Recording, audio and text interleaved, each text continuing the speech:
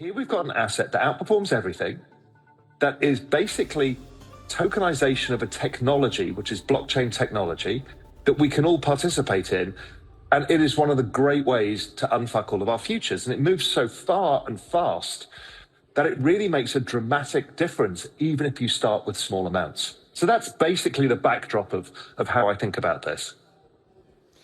Yeah, so, and it also feeds into your, I guess, your wider thesis around the exponential age and how we have, I mean, you can describe this far better than I can, but intersecting technologies or major secular trends with blockchain being part of that. And I think we'll circle back to talk about blockchain in just a little bit, but I want to touch on this because one of the things that you've put out in the last maybe 12 months has been this sort of, this time frame that you've thought about where you think in the next maybe 5 to 6 years, things will change so dramatically that it's almost impossible to forecast beyond that point because of what's happening in terms of technological adoption and the types of technologies that are coming to the fore.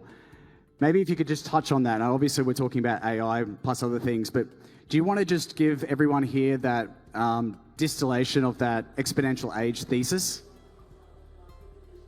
Of course. And it's very important for people to understand this.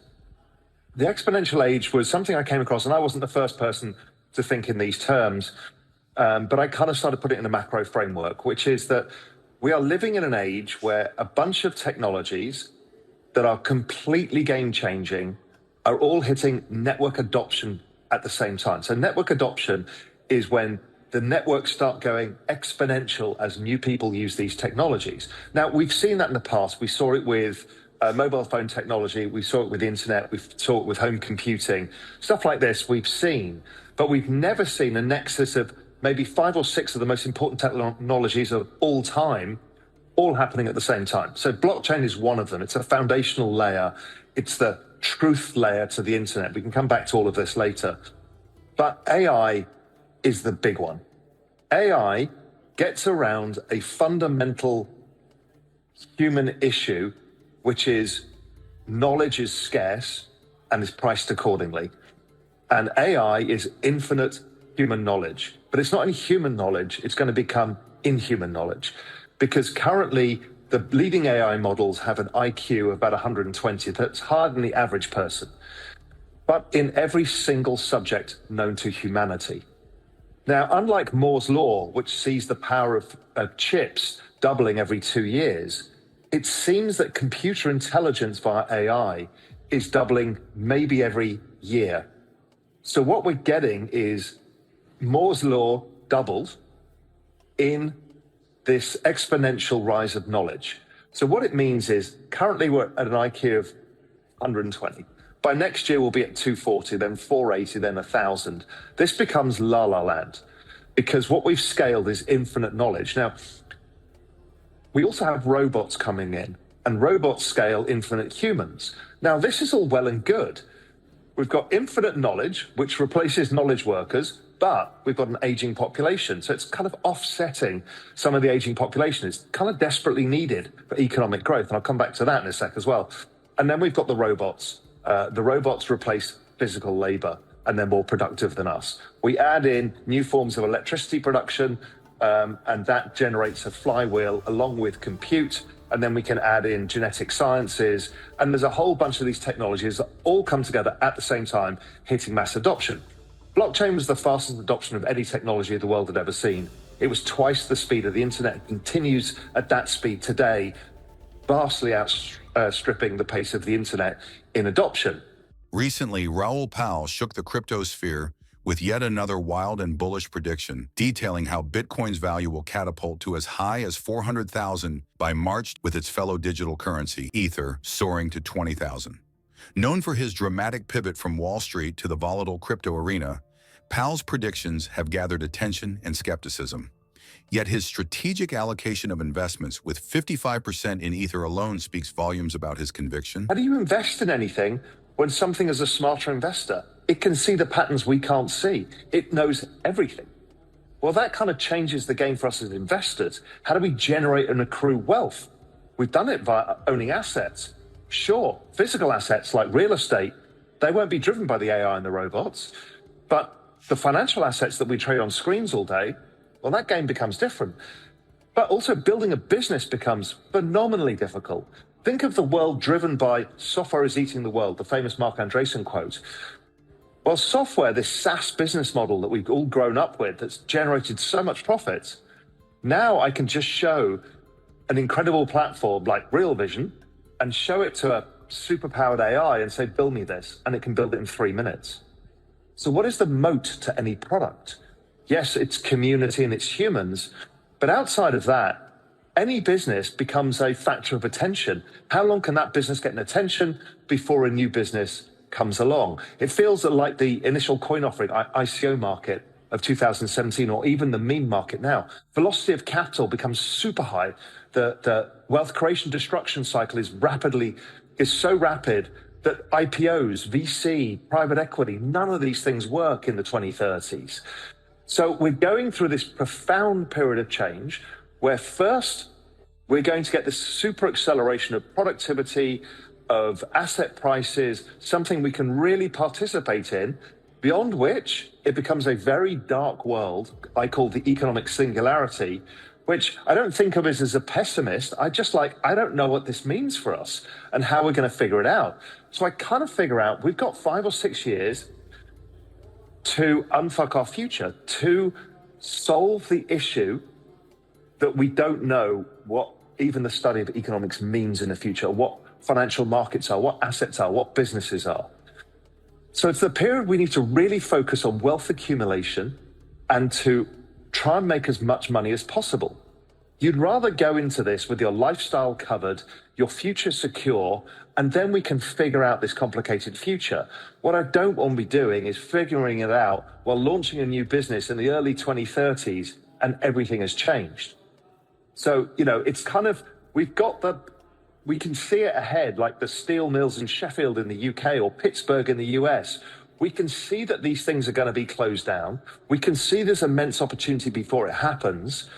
So that is the ride we're on. And this is one of the key things for crypto that I try and tell everybody. It's like, I don't care whether you believe in, the libertarian angles. I don't care whether you believe that the technology is not for you.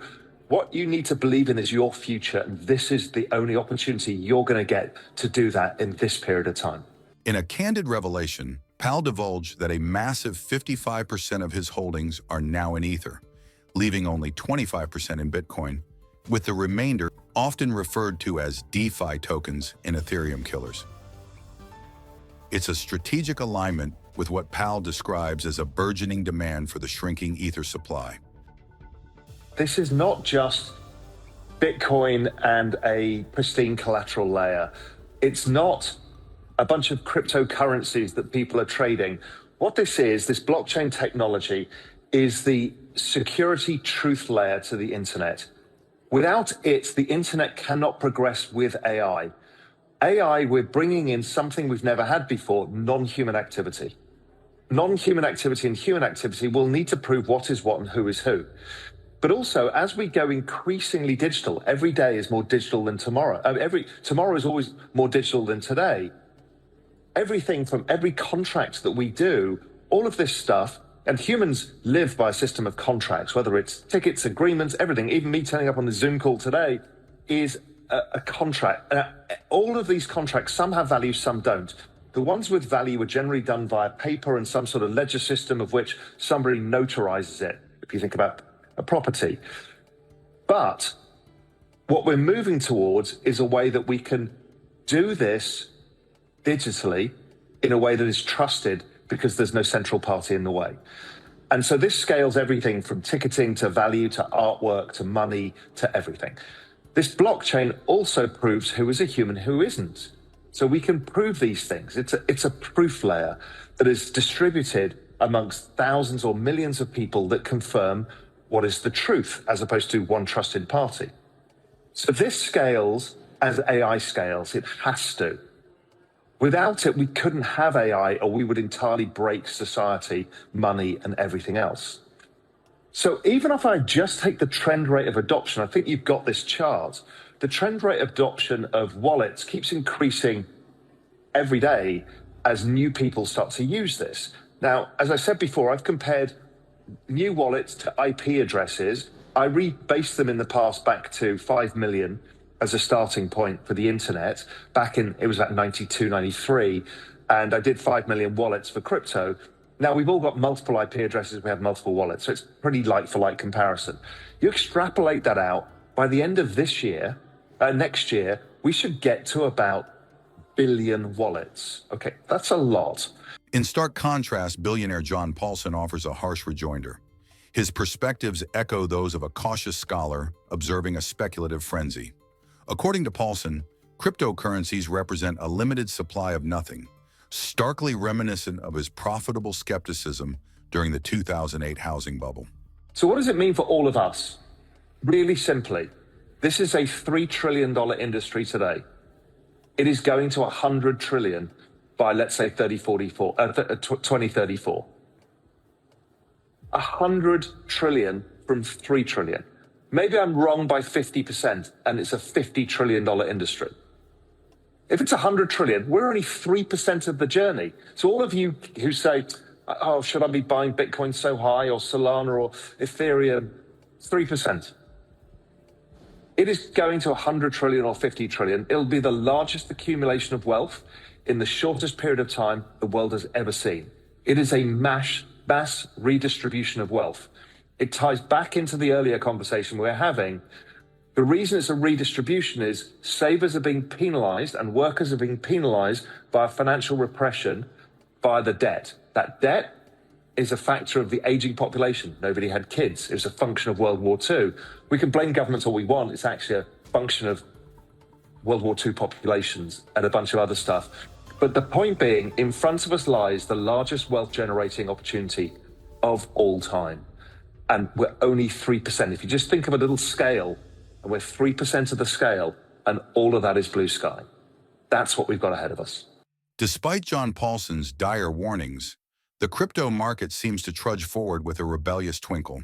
As Bitcoin and Ether teeter on the edge of groundbreaking valuations, enthusiasts argue that the current Ether supply dynamics position it for a price surge, while Bitcoin's historic patterns suggest another bullish rally might be on the horizon. But what do you make of all of this? Share your thoughts. And finally, don't forget to like and subscribe, and let's keep this bull run going.